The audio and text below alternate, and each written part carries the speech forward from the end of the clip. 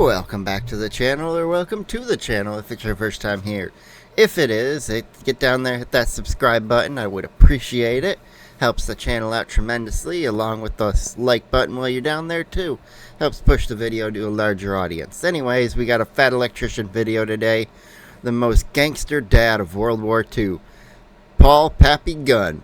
Whether they're willing to admit it or not, every single dad has thought about in his head the things that he would do to save his kids, and he also likes to think that somehow, if the situation required it, he would rise to the occasion and become a superhero to do so. Well, this is a story about a man that actually did that. Yeah, every single man, whether he wants to admit it or not, has thought about this scenario for their family, and every time they're like, yeah, I could succeed and be like the John Wick and save my family, and instead of avenge things, I would actually save them instead. Yeah. Today we're talking about Paul Irvin Gunn, a.k.a. Pappy. General Kenny, the man in charge of the entire United States Army Air Force after his time in service, after having hundreds of thousands of men serve underneath him, wrote a book about two of them. One of them is about Dick Bong, America's ace of aces, the greatest fighter pilot in American history, and the other is about Pappy, a 42-year-old retired Navy carrier pilot that was working as a civilian pilot in Manila in the Philippines when the Japanese attacked. When things started going south in the Philippines, General MacArthur's staff told Pappy that they needed him to fly a bunch of very important VIPs from the Philippines all the way to Australia to safety. They told him that Manila was going to be defended and he would have time to take the VIPs to Australia, come back, pick up his family, and evacuate them as well. Seems pretty straightforward. Let's get it done. Lie detector determined that was a lie. They lied. By the time Pappy had reached Australia, he was informed that MacArthur had declared Manila an open city and it had fallen into the hands of the Japanese with zero resistance. His family was then taken and placed in an internment camp at Santo Tomas. Pappy then goes on a one-man rampage to get his family back, launching multiple rescue attempts, crash landing his plane multiple times before he comes to the conclusion he's not going to be able to do this by himself. The only way he's going to be able to get his family back is by helping America win the war. In order to do that, he steals an entire fleet of B-25 medium bombers from the Danish government, takes them back to his base, heavily modifies them by sticking 850 caliber machine guns in the nose, a feat that engineers said was impossible. Well, impossible? Don't tell soldiers that. They're not. Soldiers aren't engineers. They don't know. They don't care what you say is possible. They'll just do it. Creating the first predecessor for the A-10 Warthog. He then proceeds to train a bunch of other pilots how to fly these things and takes them out on missions where they wreak havoc on enemy ground troops in the Pacific. And after they've killed so many enemy soldiers that they need reinforcements, and they're sending in a massive reinforcement convoy with supplies and an entire infantry division, Pappy heavily modifies the B-25s again to perfect a tactic known as skip bombing and utilizes them to destroy the entire reinforcement convoy before it ever reaches the coast, which directly leads to the liberation of the Philippines. General Kenny said that Pappy Gunn was more important to the war effort than any Japanese general ever could have been. So if this is true, how have you never heard of this guy? It's because General Kenny also made it illegal for journalists to write stories about him at the time because they didn't want the Japanese finding out who this guy was and how much trouble he was causing, because then they would take it out on his family in the internment camp. But since yeah, they do that too, but they also paint a target on him and be like, hey, we have to find that fucker and eliminate him. That's no longer a concern. We can talk about it right after word from our sponsor. Delete me. You're not my wife. You're not his wife. No, wife and kids unionized, so you're served. Great. Wife and kids unionized. You know, I'm going to redo the camera angle because you have to hunch down because you're so much taller than my wife if you're replacing her, right? All right, you guys are really good. Online subscription model. You give them money. All right, Nick, you've earned the view of your ad. Aren't selling your personal information. What does this actually do in practice? It gets rid of your personal info. Isn't just floating around the internet for anybody to be able to buy for a couple of bucks. Can't I know what you're thinking? We all know his delete me ad. I don't want to give delete me all my personal information either. I'm trying to get my personal information off the internet. Why would I give it to an internet company? You don't really have to give them your personal information. It's honestly kind of creepy. I gave them my name and my email address, and that was it. They came back to me a couple of days later later and was like, is this your address or one of your previous addresses? It was. Is this your mom's full name? Uh-huh. Is that your dad's full name? Uh-huh. Sure Are enough. you related to this person? Did you go to this high school? They knew everything sure about did. me and knew exactly who I was just by me giving them my name and my email. And that's All I because had to you do was gave answer the a couple of yes or information no to other questions as to people. whether or not that was in fact me, which it was, at which point they're like, cool, go ahead, pay for our subscription service. We'll go to all the data brokers where we found this information and force them to delete it. And as long as you keep being a paying member, they will continue to monitor all these data brokers for your personal information. And if these data brokers do acquire, they were paying a discount. Our story begins October 18th, Gotta jump ahead. This video is a 50-minute one. Arkansas, when a young Paul Irvin Gunn is born. He is one of 9 kids. He has 5 older sisters, and he is the oldest son. At the age of 7, his dad passes away. His 5 older sisters have already married and moved out of the house, and he is at this point the oldest child. He is now the man of the house at 7 years old. From this point on, he becomes a workaholic for the rest of his life. If he's not helping his mom on the farm, he's going out, he's shining shoes in town. And what then a great eventually kid. He gets a job At working for 7. a mechanic in town, working on Try to remember what you were doing at 7. cars, where he becomes a brilliant mechanic at a very young age. Hi, my name is Giuseppe. And I bet you that helped him out in the So brilliant that by the time military. he's a teenager, he's actually able to take a bunch of old wrecked cars in the salvage yard behind the mechanic shop and cobble them together to make a car that he can drive for himself. And not only does this car drive, it's the fastest car anybody's ever seen. Oh, of he course. loves it. He loves working on cars. He likes going full fast. He wants to be a custom race rat car rod. driver. And then one day he sees a plane which goes even faster than a race car. So he decides he wants to be a pilot, and the best place to do that is in the United States Navy. But he can't leave his mom. Mom needs Navy him or to Air help make Force. money so that she can keep the house and the family afloat. So he can't leave her high and dry unless he can figure out a way to make a shit ton of money and leave it with mom. Then he could go off and achieve his dream. The only problem with that is the only honest legal way to make money is to work at the mill in town, and that only pays 75 cents a day. That's going to take him years to save up enough money. Yeah, you ain't That's gonna not going get to work. So he decides to anywhere do it with the that. illegal, dishonest way. He's 16 years old. He can drive his ass off, and he's got the fastest car in town. Oh, so he's gonna becomes street a race. bootlegger for the mafia running alcohol Oh. during Prohibition. Well, ain't y'all kidding? Even better. That's my baby. He gets paid $30 for a single run. He's making $30. I figured street racer because nobody can even catch him anyway, so he can even outrun the cops. And he'll just get away from them. Don't wear any, identifying plate on the back. Just shift gear, disappear. In a night when most other grown men are making 75 cents a day. He winds up saving up hundreds and hundreds of dollars for his mom. After he's finally saved up what he thinks is going to be enough money, he's going to go out on one last mission. He's going to go out on one last run, and on that run, He gets the police caught. set up a trap and they catch Dang. him on a bridge. He gets arrested. Hopefully This he is going doesn't on during lose all World his War money. I. The draft is in place, at which point he's taken to court and he is given the options, go to the military or go to jail. And he's like, well, this is perfect. Well, I was I planning wanted on to going go to the military anyways. anyway. So he goes. You planned. It worked. Every step of the way.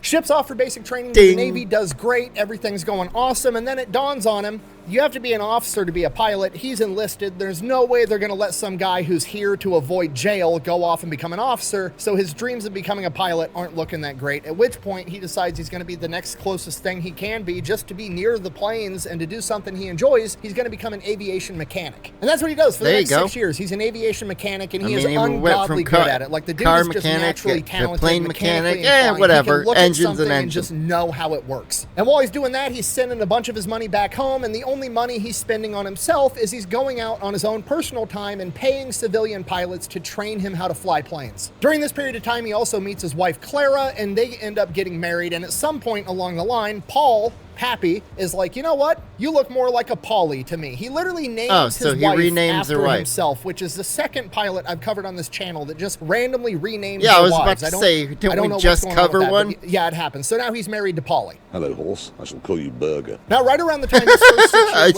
enlistment's call about to you be up, Burger, there's this big horse. push through Congress to be able to have enlisted guys go and be pilots. And for this, Pappy's a shoo-in. He already knows how to fly planes because he's been paying civilians to teach him, and he knows the inner workings of every single plane that the U.S. Navy has. Because of this, they tell him 'Cause that if he he re-ups puts for them another together. 6 years, they'll give him one of these pilot slots, and he can go off to flight school, so he takes it. Graduates flight school, no problem, goes off, gets attached to VF-1, one of America's first ever fighter squadrons known as the Top Hatters. This is one of, if not the best fighter squadrons America has at the time, and they are the ones that go through and basically pioneer combat aviation between World War I and World War II. These are the guys that perfected carrier landings, aircraft carrier warfare. Pappy was there for all of it. Towards the end of his time at VF1, he's also selected as one of the pilots that goes out and searches for Amelia Earhart after she was lost. He then spends the last couple of years of his 20-year career as a flight instructor before retiring. Oh, also, during his 20-year military career, in the back half of it, he started having trouble having a bunch of cavities, and he just kept going back to the dentist to get his mouth drilled in and get these cavities filled, and eventually it was taking up too much of his time. It was taking up too much time away from the flight line, and he didn't like it. So he just goes to the Navy dentist and is like, hey, just pull all my teeth out and give me dentures. And the Navy dentist is like, absolutely not. And Pappy Gunn is like, fine. So he goes into the civilian market and has a civilian dentist pull out all of his teeth and give him dentures. Like I said, the dude is a workaholic. I mean, hey, if your teeth are the thing that's keeping you from staying in the cockpit of your plane shooting down enemies, you gotta eliminate that issue. All of a sudden, you're much better out. You're in the cockpit more often. Sorry, I forgot to turn my air cleaner off. I bet you heard a hissing in the background this whole time. Any other hissing from now on is just the fans in the PC. So Pappy retires from the Navy. Pappy and Polly move the family out to the Philippines in Manila. They've got 2 sons and 2 daughters, and they're living out in the Philippines. And Pappy is a founding member of Philippine Airlines. They've got a couple of Beech 18 planes, and they're flying people all over the area. This goes on for a couple of years. Pappy's retired. He's still flying planes. He's got his dream job. He's got his wife. He's got his kids. Because of the exchange rate between American currency and Filipino currency, they're basically very wealthy. They have servants working in the house. Things are great. He's retired. He's done. He's achieved everything. He's successful. And then World War II starts. America's not involved yet, but Pappy can see the writing on the wall. There's only so many airstrips in the Philippines, and Pappy's airline, Philippine Airlines, shares the same airstrips as the United States Air Force, and he can see that the United States Air Force is building up more planes and more troops and bringing in more supplies. They're getting ready for something, and Pappy knows that because he spent 20 years in the Navy. So he goes to his wife, Polly, and is like, hey, you and the kids need to go back to America. You need to go to Florida. If something happens here, we're not going to be able to hold up. Like, they're building up troops, but it's not going to be enough if the Japanese decide to attack. They'll immediately you need to get sent back home. Polly, his wife, absolutely refuses. She's not leaving. Okay, fine. Now, by this point, Pappy's been in the Philippines for years. Everybody in the aviation community knows who he is. He's the best pilot around. If you need a pilot to get you somewhere nobody else feels comfortable getting you, or you need to fly through a storm, Pappy's the guy you go to. And on December 7th, 1941 is one of these cases. Pappy's plane gets chartered to fly through a storm. Pappy does it, flies through the storm, no problem, lands. When he lands, he blows out a tire on his landing equipment. He's now stranded on this smaller island until he can get this tire fixed. Not a big deal. Until he hears all the radio transmissions that the Japanese have just attacked Pearl Harbor. Oh shit, he needs to get home right now. So he gets on a boat, and then he gets on...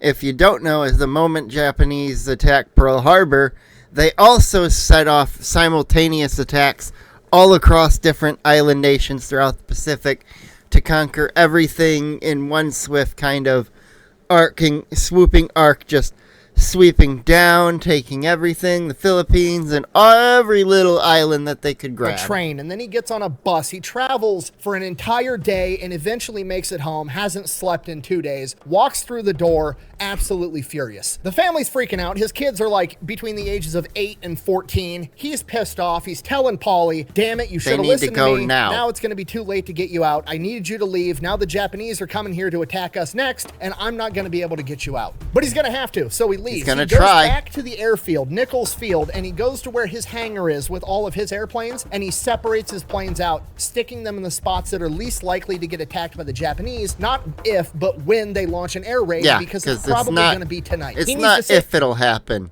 It is that truly when. This is not a, the Philippines ain't a little area. They're a quite large amount of island area, and the Japanese at the time were like, hey, we'll just take anything we can get our hands on. They were very imperialist.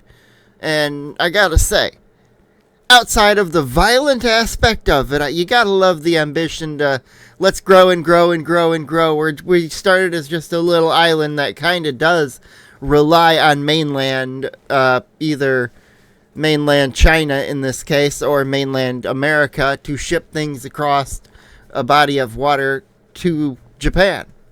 Japan can't survive on its own.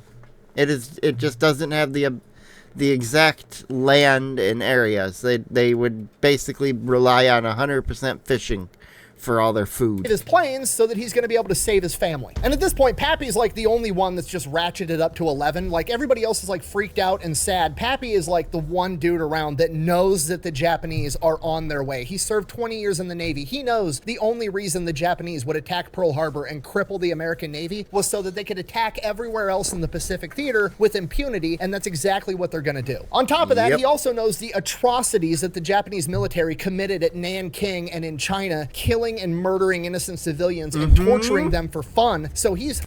Yeah, well, everybody always talks about how bad Hitler was in World War II, but the Japanese were fucking way worse. They were way worse. The things they chose to do. There's a reason we know what percent of a person is water and what percent of a person is not. It's because the Japanese made people jerky. Freaking out, and he's trying to figure out how to get his family off of this island. And while this is going on, he finds out that, oh, I was correct, because the Japanese just attacked Clark Airfield, where all of the American heavy bombers are for the entire area, which was the biggest thing defending the Philippines. Yep. And the and Japanese now there destroyed is almost all nothing of the left. American bomber fleet, because MacArthur, even though he had time and he had warning from Pearl Harbor that the Japanese were coming, decided, now we'll just leave the bombers on the ground so the enemy can go by and drop bombs on top of fucking not moving targets on the runway. Perfect. That shit is crazy. I really don't like that guy. So he finishes up hiding his Beach 18s the best that he can, goes back home, has the family cover all the windows with tarps and blankets to restrict any light movement. He's freaking out because his house is only a mile away from Nichols Airfield, and from the sky, you can't tell that it's not part of the military base. It's a good chance his house is going to get hit if the Japanese attack. He has the entire family sleep in the living room. That's definitely a concern. He's like, okay, one of us has to be up at all times. If we hear enemy planes, here's what we're going to do. We're going to go out into the front yard. Our yard has this like brick wall perimeter around it. You're going to lay belly down next to that brick wall outside of the house with your mouth open the entire time. Daughter, like, why are we keeping our mouth open? So the shockwave from a bomb doesn't blow your eardrums out. At this point, the family's shitting their pants. They realize how serious things are getting, and everybody's and they realize their dad is 100% right, and he knows what he's doing, and that they're just going to do it exactly as he says. They do wonder why, but it's not because they don't want to do it. They're just like, wait, our mouth open? What? Already hasn't slept in 2 days, takes the first shift. He's up till like 2 in the morning. He's dog-ass tired, hasn't slept in 48 hours. He's about to go wake up Polly to take the next shift, and right at about 2:30, he hears planes off in the distance, and he's listening. And he's listening, and he's so experienced as a mechanic and an aviator. He knows exactly where they are. He doesn't recognize that plane, and if Pappy doesn't recognize it, it's not a plane that's from the Philippines, and it's not a plane that's in the U.S. arsenal.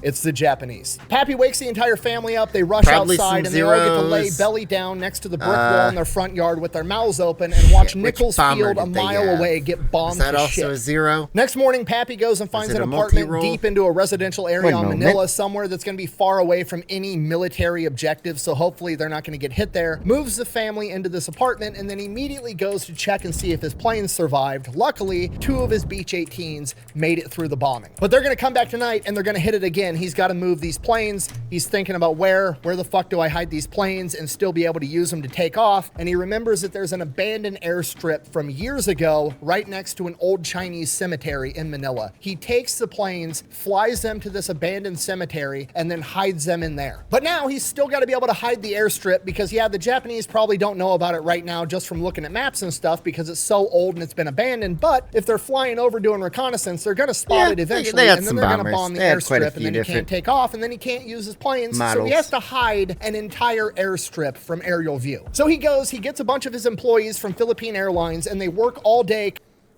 Yeah, if you were curious what I was looking at, here's the fighters at the top, attack aircraft, and bombers.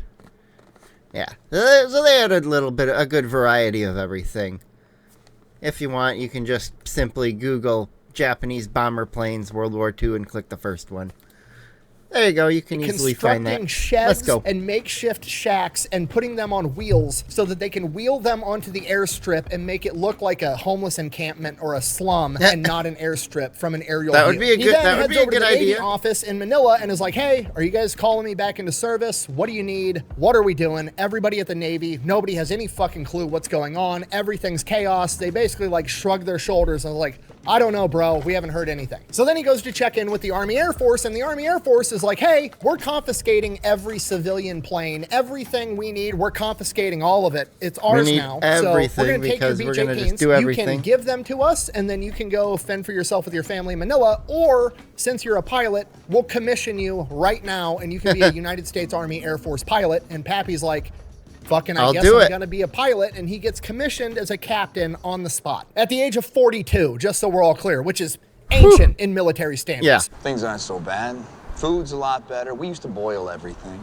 No polio's good. Internet. So This movie is probably one of the Marvel Cinematic Universe's best films.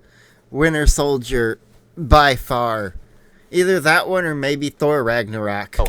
From here, Pappy's working like 18 hours a day as a pilot, doing whatever they need him to do. He's flying VIPs from island to island. He's moving supplies around in his Beach 18, whatever they need. He's working like 16 hours a day. And then when he goes home, he's working trying to figure out how to get his family off this island and how to keep them safe. One of the things he needs is an air raid shelter for his family. He can't dig one because the water table in the Philippines is so high it'll just flood. So he steals this giant boiler, cuts it open, and then builds an air raid shelter inside of this massive boiler that'll be able to deflect shrapnel, ideally bullets and everything else. And anything has but a his direct army guys hit. serving under him deliver it to the front yard of their apartment, and it's just sitting in front of their apartment. Then December 13th, 1941, Pappy's on a solo mission doing a supply run, and while he's out there, basically enemy airspace at this point, 2 Zeros get on his tail. He's in a Beach 18. It's a civilian aircraft. Yeah, it ain't no gonna armor, outrun guns, them. no defensive measures. He doesn't have a parachute, and to make things worse, he's got extra fuel tanks in the back. They're not self-sealing. Kaboom. He's basically flying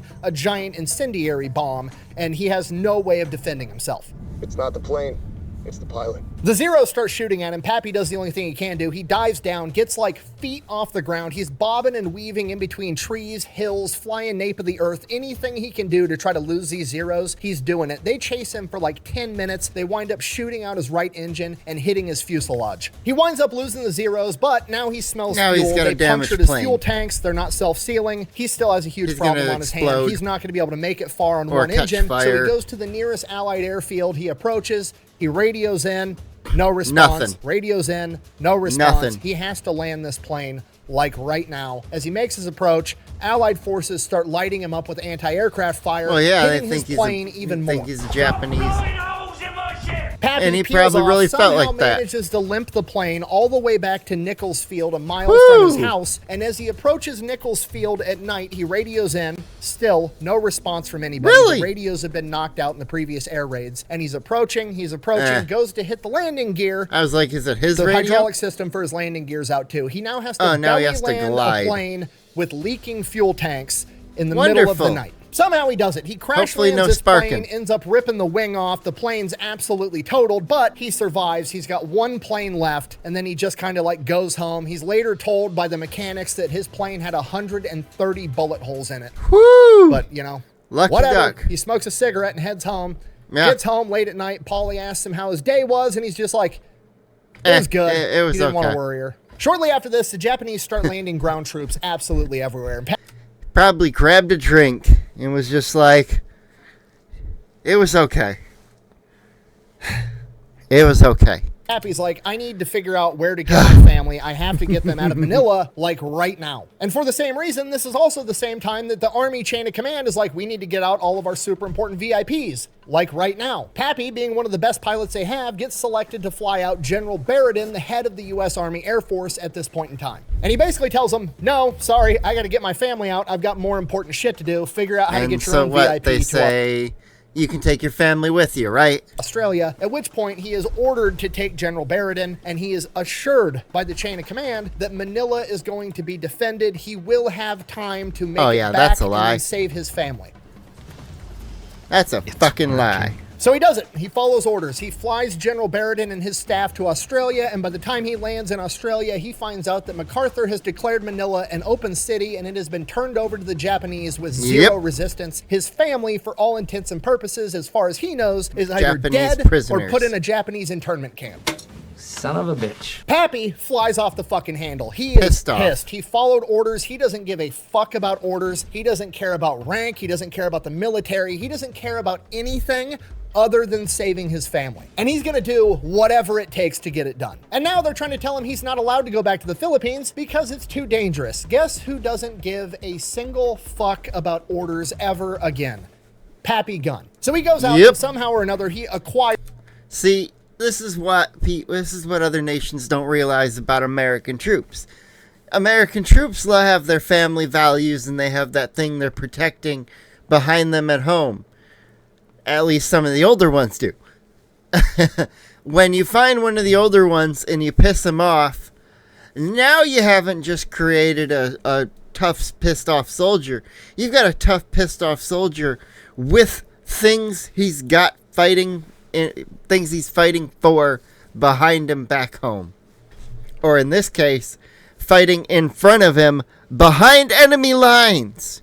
$3,500 and then finds somebody that's already headed back to Manila on orders, bribes them with $3,500, gives them his wedding ring and a note that says, get this to Polly at this address, and that letter tells her, have the kids ready, pack one bag apiece, be on this road at this time, I'll be there to pick you up. 10 days later, Pappy steals a military plane, flies it into the Philippines with no escort in enemy territory, completely unguarded at night, lands it on the civilian like a boss because he's a main character, and he sits there and he waits and he waits and he waits, and his family doesn't show up. So he does the only thing he can do.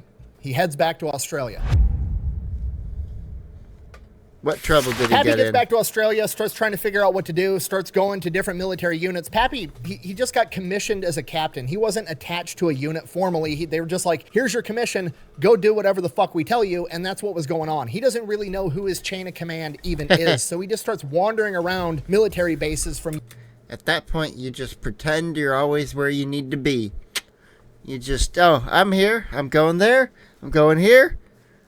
And then you just leave when your papers said to discharge. Unit to unit, trying to figure out how he can help. He starts volunteering for any dangerous mission, recon, supply runs, anything that will get him back or close to Manila so he can ideally also rescue his family. During this time, he never gets the opportunity to rescue his family. Allegedly, according to legend, he crashes 3 to 5 planes, survives every single one of them, and just somehow keeps making his way back to Australia. And every time he makes it back to Australia, nothing's improving. Everybody is just kind of like scrambling around. Nobody knows what the fuck is going on. A lot of people just aren't doing anything because nobody knows what to do. And then Pappy eventually finds Colonel Davies of the 27th Bomb Group, who has the same attitude and demeanor as Pappy of, we need to get shit done. And the problem Colonel Davies is having is he can't get any supplies from the U.S. government because the Quartermaster Corps isn't in warfighting mode. They're in like do everything by the book mode. So they're just holding all these supplies in warehouses and refusing to give them out to the combat units, so they can't get anything done because they can't get their planes up and running. So Pappy decides he's going to take matters into his own hands. He goes to Colonel Davies and is like, hey, give me a couple of mechanics that know everything you guys need to get these planes up and running, and we'll go get it. Colonel Davies gives him the 2 mechanics. They hop in 2 trucks. They drive out to a Quartermaster U.S. military warehouse with Tommy guns and rob the warehouse. A couple hours later, Pappy and the 2 mechanics come rolling back. They do not rob it. They're not stealing anything. They're just strategically transferring equipment to an alternate location. Up to Colonel Davies' base with all the shit they needed to get these planes up and running. And Colonel Davies is like, do I want to know how you got this? And Pappy's like, no, you don't. To which Colonel Davies replies, good, get more. And for a while, this becomes Pappy's new job, strategically transferring equipment to an alternate location for Colonel Davies. Whatever he needs, he gets. I gotta get me one of them shirts. He figures out how to make. And if he can't make it on the spot, he goes out to machine shops in Australia and convinces them to make it for him. Nobody knows where he got the money to do it. He wasn't going to rob civilians. They're not the ones that lied to him and got his family put in an internment camp, so he doesn't want to screw them over. He somehow manages to pay the Australian manufacturing shops for all the aircraft parts they need. Nobody knows where he got the money, but he amassed $16,000 in receipts, which is approximately like $320,000 today. Jesus. Legal. Absolutely. Pappy is a fucking man not. possessed. He's working 24/7 all the time. People are going, they're working first shift, second shift, coming back to work, and Pappy is still there working. And this is where the legend of Pappy Gunn starts to take off, and he gets the nickname Pappy because everybody's like, who the fuck is this old captain that works 24/7, doesn't need to sleep, and is willing to rob people with a gun? And after working around the clock for weeks, they finally got a bunch of the P-40s ready to get into the action, and they're going to ship them off to Bataan to help the Allied forces fight the Japanese. Only problem, for the most part, these are all rookie pilots. Navigating over open ocean is extremely difficult, and they don't know the area, so Pappy's like, fine, I'll do it myself. I will guide the P-40s there in my Beech 18. And who knows, maybe I'll be able to slip off and rescue my family. So they take off. Pappy's in his Beech 18. He's guiding the P-40s. They're going to have to make multiple stops to refuel on different islands along the way, and they make it to their second refueling point. And that is why in today's warfare, America has aerial refueling. So we wouldn't have to island hop in areas to just get fuel for our fighters. And one of the P-40s blows a tire. So naturally, they're going to leave that P-40 there, wait for it to get repaired, and the rest of the P-40s are going to continue to Bataan. No, I'm just kidding. The commander is like, no, that would be too risky, because then there would be one P-40 traveling by itself, and he would be an easy target for the Japanese. So instead of having the P-40, the warplane designed for aerial combat, travel by itself, we're going to have Pappy in his Beech 18 civilian plane with no armor, full of fuel tanks that aren't self-sealing, and no guns. We're going to have him fly back by himself, pick up a tire, bring it back, and then he can fix it because he's the mechanic. Seems fair. Pappy's like, fine, whatever, flies back, gets the tire, flies back to this island. At this point, they blow so many tires. I don't know why they don't just carry spares. And when he gets back to the island, fixes a tire, like, and then he's informed that the Japanese have just captured the Dutch East Indies, which was their next refueling point, so now they can't make it to Bataan. At this point, the P-40s get diverted. They get sent out to Java. Pappy takes them to Java. Then he heads back to Australia, and at this point, he now realizes the only plane with enough fuel to be able to make it from Australia straight to the Philippines is going to be a massive bomber, and he doesn't have that plane, so he's going to have to acquire one if he wants to save his family. So Pappy gets back to Australia, goes out to the junkyard. The junkyard is just being salvaged to death. Like, there's no supplies, everybody's cannibalizing everything to keep planes in the air, but he finds this B-17 that's just completely destroyed. It's all shot up, it's ruined, it's been dug through for any valuable parts, but they're not Pappy. The hull is Pappy fine. finds this B-17. It says Miss EMF painted on the side, which he later found out meant every morning fixing, because before it was decommissioned, they had to work on it every single day to keep this plane in the air. Pappy goes to work around the clock working on this like EMF, Pappy's kind of plane. all the parts that he needs, and he gets this B-17 to the point that it can fly. And unlike his civilian Beech-18, this can carry guns and ammunition, which is something Pappy definitely wants. So that's exactly what he gets. We don't really know how for sure, but allegedly the word on the street is by this point in time, Pappy had started carrying 2 Colt 45s on a chest rig on either side of his body, and he convinced a supply sergeant and some aviation mechanics to load up his plane at gunpoint. He then proceeds to go on multiple combat bombing missions by himself under no orders. Then the next opportunity to get to the Philippines arises. Basically, what's going on at this point is Allied forces on the ground are just getting ravaged by malaria. They need to get malaria medication smuggled into the Philippines to keep their troops up and fighting. So they're going to get all this malaria medication, and they need a crazy pilot to fly all the way there. And Pappy volunteers, thinking it's going to be another opportunity to get close to my family. Maybe I'll be able to rescue him. So he loads up his plane with quinine, malaria medication, and flies straight towards Bataan. On the way there, about 12 hours in, Japanese Zeros spot him. They come in, they shoot him down. Pappy's somehow able to limp this thing to the nearest island, where he has to crash land into a coconut grove. Pappy then links up with friendlies on the island, finds out that his family is still alive, and then figures out a way to make his way back to Australia. A submarine comes and picks him up. When he gets back to Australia, he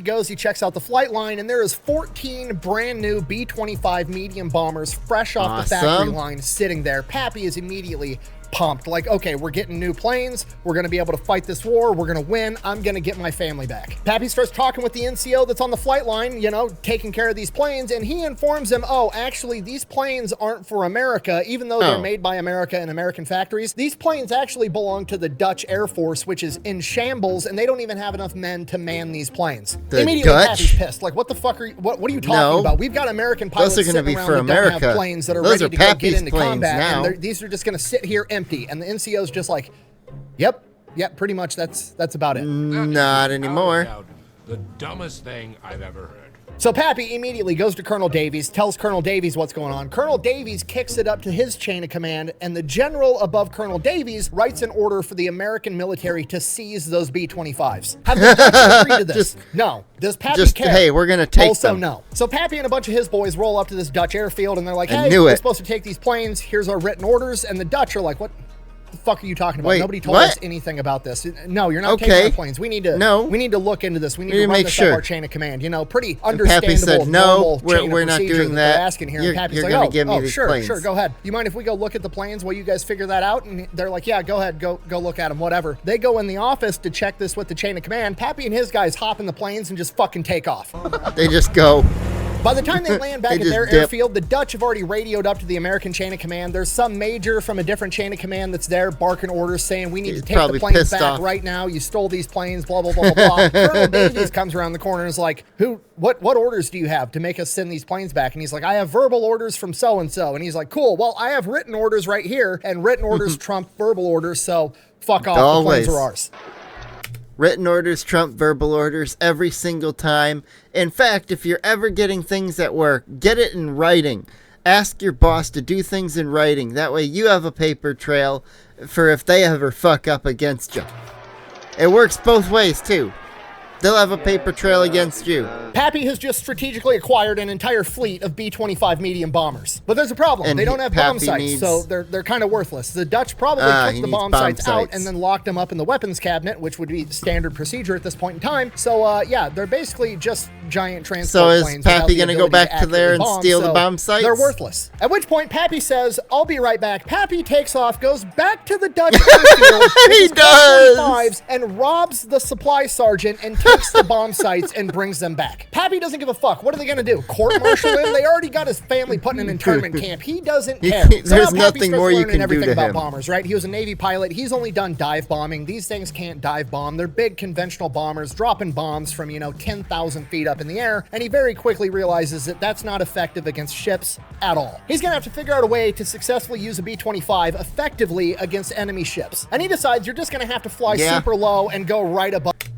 Because that is the one thing that makes the difference between the Allies fighting the Nazis and primarily America, but the Allies fighting Japan. Is fighting the Nazis was ground-based primarily, fighter-based. There wasn't as much naval combat. Yeah, they had tons and tons of U-boats, and they had the Bismarck and Tirpitz battleships, but as far as that goes, that's the bulk of their naval fleet. They couldn't get out past the British Empire, the British Navy, the Royal British Navy at the time, and then the American Navy showed up and just was like, yeah, no, we're going to push you back the rest of the way. By the way, we're stealing one of your U-boats too. We're going to take it back home and parade it around. That cool with you? No, it's not cool with you? Well, we don't care. Of them and drop the bombs to just literally park it right on their foreheads. That's the only way this is going to work. The problem is you're going to get absolutely lit up by enemy anti-aircraft fire. So now he has to figure out a way to suppress the enemy anti-aircraft fire. So he goes out and he acquires an A-20 Havoc, a light bomber, and then he also goes out and acquires 6 50 caliber machine guns and figures out a way to mount them in the nose. And the A-20 Havoc is going to go in and strafe the entire deck, taking out the anti-aircraft guns, or at the very least suppressing them so they can't shoot at the B-25s, and the B-25s are going to fly right over the top and bomb the fuck out of the ship and sink it. That's the plan. Okay, and just so we're on the same page, I'm like, oh, he throws some 50 cals in a plane. You don't just throw 6 50 caliber machine guns in the nose of a plane, okay? You're looking at like thousands of pounds of extra weight between the guns and the ammunition in the nose of the plane. And putting it in the nose is not smart. The center of gravity, the aerodynamics, you have to figure out where else to counteract the weight. Pappy works around the clock and figures out how to make it work. And then it dawns on him, well, what if I do the same thing to the B-25s? Then they can light up the enemy anti-aircraft fire on their way in as well. It's even more suppressing fire. More guns. That's how Dad did it. That's how America, does it.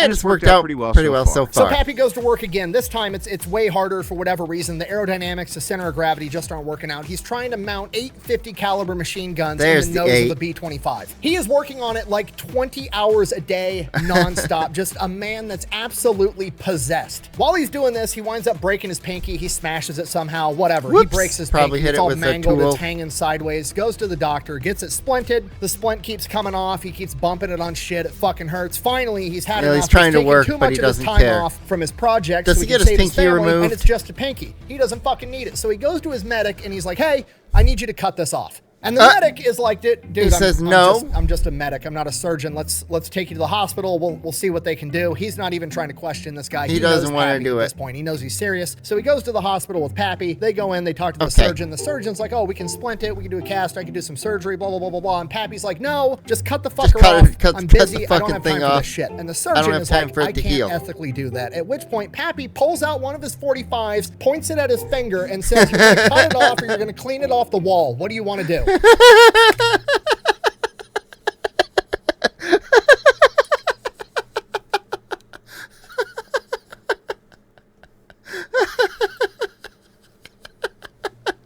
Oh my god, that's ridiculous, and thank you for the thumbnail.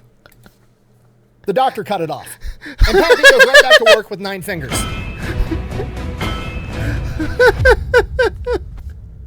Oh my god. By this point, he's got a functioning prototype. He's going up on combat missions in a plane that's not tested, managing to keep this thing in the air while it's so heavy in the nose. And the first time he fires it in combat, it almost knocks the plane out of the sky and rips the guns right out of the nose cone, ripping the entire thing off. Luckily, he manages to keep it in the air, brings it back. Just glides okay, it I back got the home, useful data. probably. He reinforces the nose cone. He figures out how to mount the 50 calibers directly to the airframe. He's making this work. Also, around this time, he acquires a pet lizard that he named Sam. Apparently, it's just some big-ass lizard that sits on his shoulder all day and hisses at people when they walk by while he's working.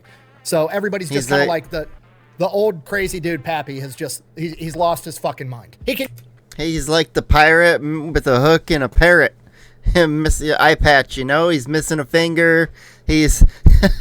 continues working on the plane. He continues going up on these test runs. Sam the lizard is flying shotgun on his shoulder the entire time. Eventually, he thinks he's got it. He thinks he's perfected the design. He has made this plane work somehow, and he wants to go test it. The problem is, there's no combat missions for the day, so he takes off anyways, and he's just flying around looking for something to shoot. He flies over a farm, and he sees a cow. Pappy and Sam, it was probably Sam's idea, but Pappy ends up strafing this cow, and allegedly, the 50 caliber machine gun fire from 8 50 cals did it turn the cow into so pink high mist? up into the air that he actually flew underneath it. We even had a guy that picked up an oxen with his 50s coming off a target and flew under the oxen. He then lands his plane, goes, apologizes, pays the farmer $16, loads what's left of the cow into his plane, brings it back to the base, and that's what everybody had for dinner that steak. Love that barbecue. Regardless, the plane is it's almost done. It's almost there. He's just got a few more things to refine, and while he's working on that, he hears that the United States Army Air Force has this new general in charge of everybody, and he's like, I don't care. It's one more bureaucrat to fucking annoy me that I'm not going to listen to. Just keep them away from me. So General Kenny, you know, Dick Bong's boss, General Kenny, like the famous General Kenny, he winds up showing up to theater. He's, you know, getting ushered around. A guy who will actually appreciate him. Story after story about this crazy 40-year-old dude that's trying to get his family back, that's going on every crazy mission they've got, and he's just working like a madman on building some Franken plane in the hangar, and he's like, I gotta fucking meet this guy. I gotta see the Franken plane hangar where he's working, Pappy Gunn. And at first, Pappy's like, fucking great. Another bureaucrat's gonna tell me I can't do what I'm doing, can't save my family, whatever, I don't care. But they meet, they start talking, and he very quickly realizes that General Kenny is not only a capable airplane mechanic that knows what the fuck he's talking about, he also wants to win this war and isn't afraid to do unconventional shit.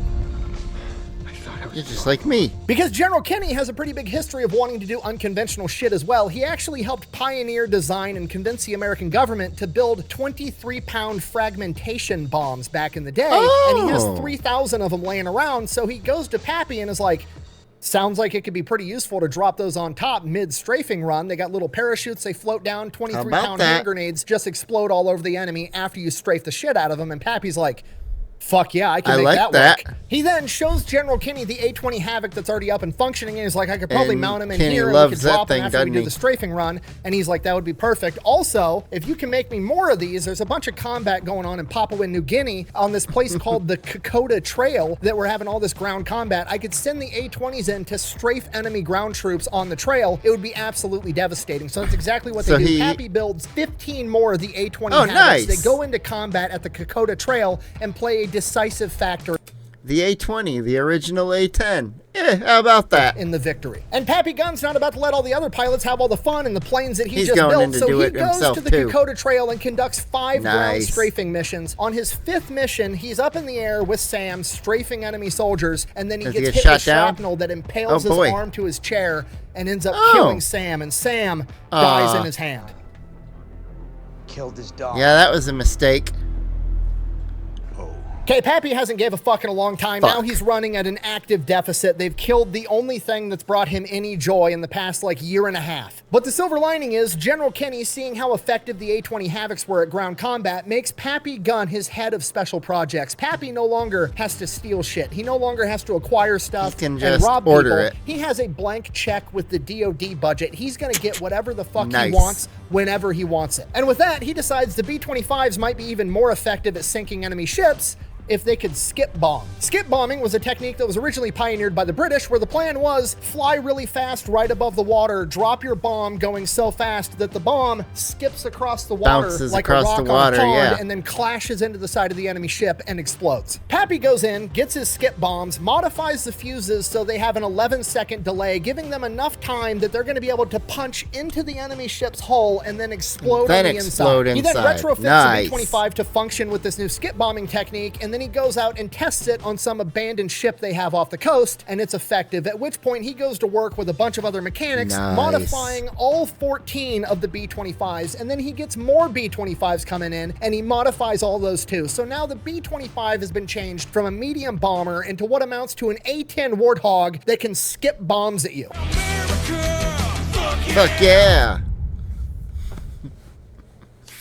Late February 1943, things in the Pacific Theater are, the tide is starting to turn. On the ground, both sides are sucking. It's turning into a war of attrition. Both sides, the American and the Japanese, are struggling to get their guys troops, supplies, and reinforcements. Military intelligence has found out that the Japanese are launching a major reinforcement operation for New Guinea, where they're sending in an entire division of Japanese Marines. They're going to be coming in on 8 troop transports, being escorted by 8 Japanese destroyers. If they can somehow prevent these troops from making it to New Guinea and destroy their ships, America's going to be able to take it over that much faster. If so facto, the war ends sooner. Pappy gets his family back. Pappy is all about it. It's time to throw in the B-25s. All right, so here's the plan. Obviously, these ships are going to have fighter cover from a bunch of Japanese Zeros. We're going to send in America's new badass fighter plane, the P-38 Lightning. They're going to go clear out the Zeros. Then we're going to send in a bunch of B-17 conventional bombers. They're going to drop their bombs from like 10,000 feet up in the air. It's going to be horrifically ineffective. But we know that. It's part of the plan. We're not dropping those bombs because we think they're going to sink the ships. We're dropping those bombs because it's going to force the ships to break out of their formation and create chaos. After their formation's shattered, then we send in the A-20s to strafe the decks and suppress the enemy anti-aircraft, and then we send in the B-25s to suppress them even more and skip bombs right into the sides of their hulls. It's a good plan. Pappy's excited. General Kenny steps in and is like, no, you're too valuable to lose in combat. You're not allowed to go. So naturally, Pappy goes anyways. March 3rd, 1943, Battle of the Bismarck Sea. Everything goes according to plan. The P-38s go in, they take out the Zeros. The B-17s go in, they drop their bombs, they scatter the enemy formation, creating chaos. The A-20s go in, and this is where things take an unprecedented turn. Interesting. You see, the Japanese didn't know that the A-20 Strafer was a thing yet. So when they saw a bunch of light bombers approaching at low altitude, they naturally assumed that they were torpedo bombers, because obviously that's the only thing that could be. Now, the doctrine for dealing with torpedo bombers, if you're a ship, is to turn towards the torpedo bombers so you reduce how big of a target you are, because if you let them be on your full broadside, they can hit the whole side of their ship. But now they're going to drop it right lengthwise. They have to hit you dead on right on the front for a torpedo to be effective. So all their ships start turning towards the A-20 Havocs, assuming they're torpedo bombers. And what that does is it lines it up so that the A-20 Havocs, instead of strafing width-wise across the deck, are able to strafe the entire deck from bow to stern. Now they get the whole thing. And those decks are covered in enemy infantry soldiers, by the way. Or, or at least they were. I go, did you ever kill anybody? And he goes, I threw grenades into bunkers. I go, were there threw people grenades in there? in the bunkers? Yeah. Then the B-20 there were strafing and skipping bombs right into the sides of the hull. By the time time the smoke settles, they've sunk all 8 enemy troop transports and 4 of the destroyers. And the death toll for the Japanese men on board range anywhere from 3 to 10,000. And that's it. Pappy is pretty much the driving factor and the mastermind behind the liberation of New Guinea. After seeing this, General Kinney radios back to America and is like, hey, we need to just start making the B-25s like this from the factory. He sends this is the design we need to have now. The idea, and the engineers back home in America are like, that's not possible. You can't put that much weight in the front of a B-25. This will never work. It's against the laws of physics. So Pappy Gunn, if he'd heard them say that, he would have been like, are you fucking stupid? I did it. I've been doing it. Kenny is like, fuck this. Pappy, pack your shit up. You're going to America. Oh, no. Build a fucking plane. You're going to show him how to build a plane. Oh Pappy boy. goes back to America, goes into this boardroom. He wants to do it really fast this time because he wants to get back to work. And they explain to him why this would never work, why it's physically impossible, blah, blah, blah, blah, blah. And Pappy like, doesn't care about physics. I've done it. We did it with like 25 B-25s already, and we sank a bunch of Japanese ships. By the way, here's a bunch of pictures because I rigged cameras up to all my B-55s too, so I could yell World Star. I love the guys who are doing this. Boom, boom, boom. Every single thing. He's like, yeah, look, I did it. I keep doing it. I'm good at it.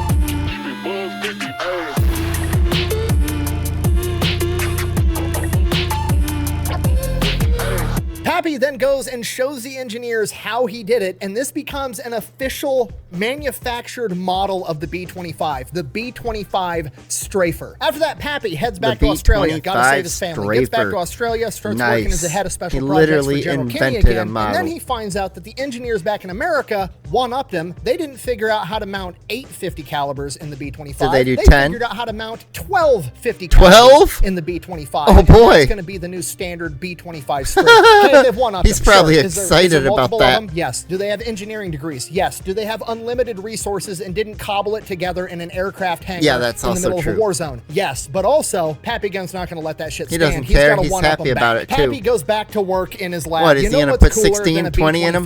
With 12 50 caliber machine guns. A B-25 with 4 50 caliber machine guns and a 75 millimeter fucking tank cannon out of a Sherman tank. What the fuck? How have I never heard of this plane? What the fuck? That's awesome. Yes, he actually does this. Not only he just put a Sherman tank barrel in a plane. Into testing and sinks multiple enemy ships with a fucking tank cannon he mounted inside of a plane, and then it also becomes an official B-25 design, the B-25G. I want to know if that gun firing slows down the plane at all, because we know the A-10 Warthog, when that thing fires, that slows down the plane. So I wonder if this thing did too. If you got it coming in, thump, and it had to speed back up. Of 1943, Pappy's designs are getting mass-produced in America and sent into combat, and they are playing a pivotal role in ground warfare. They are part of the reason that we were able to win the WW2 campaign in 1943. But this still doesn't solve the problem. Like, okay, cool, America. The WW2 campaign. I thought that was something we did at night before bed. He's winning the war now, but also I still need to get my wife and kids back, so he starts plotting on how he's going to get back to the Philippines and rescue his family. By 1944, intelligence says that the Japanese are storing hundreds of Japanese planes in Manila on Dewey Boulevard. Oh, goody! He has an excuse to go there now. Fucking street. Let me load up the B-25 with extra fuel tanks. Let me strafe them all. There. I've got enough for a one-way trip. Maybe I can even get my family. Planes, take out hundreds of Japanese planes. I'll either land or I'll crash land, and then I'll figure out how to make it back to Australia. In reality, in the back of his head, he's like, then I'm going to go rescue my fucking family. But then I'm going to get back to Australia. No, absolutely not. You're too valuable. By September of 1944, America's gearing up to re-invade and retake the Philippines, and Pappy's like, let me go in. I'll organize guerrillas. I'll start fighting right now. And General Kinney, again, is like, dude, no, you are more valuable to me than a Japanese general. We're not doing this You're staying here. Then, as the plans for the invasion of the Philippines Then he get just drawn does it up, anyway, they come to doesn't the he? realization that the American aircraft carriers aren't going to be enough to be able to maintain or even compete for air superiority, and they're going to need a landing strip somewhere in the area, preferably in Leyte. Problem, there isn't one. So they're literally, if this plan's going to work, get they're in gonna there have and to build send in one. a forward engineer party that's going to have to take the beach, get rid of all the Japanese there, and then build a fucking airstrip in a matter of like Luckily, we used the Marines across the entire Pacific campaign, so that was great. We need your help to win this battle. Let's go. It's something that's just, it's not possible. But luckily, they have one guy that can do the impossible, Pappy Gunn. Pappy then hand selects his entire raiding and construction crew, makes an amphibious landing in Leyte, takes the beach, and builds a fucking airstrip big enough for every American heavy bomber to land on in the matter of 3 days. And on the very first of those 3 days, it becomes very apparent that some heavy equipment would be pretty fucking handy, like, I don't know, a bulldozer. So Pappy takes off on his own behind enemy lines and steals a Japanese bulldozer and then uses that to build the airstrip. After they get this airstrip up and running, the Japanese bomb the airstrip, and Pappy dives underneath a Jeep and he gets hit with a white phosphorus bomb, and he wakes up in the hospital after being in a coma. How long? How long was he out? When he finally wakes up out of his coma, he has excruciating pain that seems to be agitated by like noise. Any music, loudspeakers, anything just makes this searing pain in his arm where he was hit with this white phosphorus go crazy, so much so that it makes him pass out. The doctors evaluate him. They tell him it's all in his head. They tell him he's making it up. He's malingering. He's trying to get out of combat. They obviously don't know who the fuck Pappy Gunn is. He's just another wounded soldier to them. And this goes on for weeks, just excruciating pain, so much so he's blacking out constantly. He feels horrible. He's like on his deathbed. It's actively killing him. And then and you know inside, he's every time he was awake and he's like, I'm in pain and can't go save my family. I can't help end this war sooner. I can't do anything, and that's pissing him off even more. Kenny finds out what's going on, chews out all the doctors like, this dude's a fucking hero. He's not malingering. Trust me, I have to do everything I can to keep him out of combat. Whatever's going on, he's not fucking faking it. Check him out again. They do more and more. They check him. They check him. They finally do an exploratory surgery and find out that a piece of the white phosphorus, which is extremely fucking hot, had entered his body and seared one of the nerves in his arm, and it was still open and red and pissed off, and that's how he was getting agitated by sound. So they go in there and cut everything out, patch him up, and now he's just in the hospital. And then he feels much better. And while he's in the hospital recovering, he gets more visitors. His wife and kids. While he was in the hospital, America had liberated the Philippines, including Santo Tomas internment camp, where his family was being held, and they managed to survive. After his family had been liberated, it took them a couple of days to make their way to the hospital where Pappy was being held, and the entire time, And you also notice about the photo, the family behind them, they do look a little bit thin. The internment camp definitely wasn't given full meals all the time. They all look really skinny and thin. Different person, and I know a different time, you ate a different amount of food, but you're Pappy Gunn's wife and kids. All they could hear about was all the legendary exploits and what their dad did to save them, and how he's the reason that they're getting saved this early in the war. And then Pappy Gunn got to hear all the stories of what they had been up to for the past couple of years. And in this internment camp, they were starved, they were beaten, they were treated horribly. His wife came down with appendicitis, and they didn't have general anesthesia, and she had to have her appendix removed while she was awake. And as the stories went on, as horrific as they were, there was a silver lining, and it was the fact that his kids took after him. His daughter had a cyst on her spine and had to have surgery, and she was in a full body cast for months. She used that body cast to hide and smuggle intel in and out of the camp to guerrilla fighting groups. Quite literally, some of the intel that was probably used by Pappy to help save them was delivered by them. His sons would break out of the camp at night and go steal food and smuggle it back in to feed their sisters and their mom, themselves, and other people. The entire time, Pappy Gunn was fighting his ass off to get back to his family. They were doing the exact same thing to get back to him, and that is the best ending to one of the best stories I think I've ever told. Thank you for watching. Best way to support the channel is go buy some merch, maybe drink some Echelon. All that's available over at thefatelectrician.com. Quack bang, out.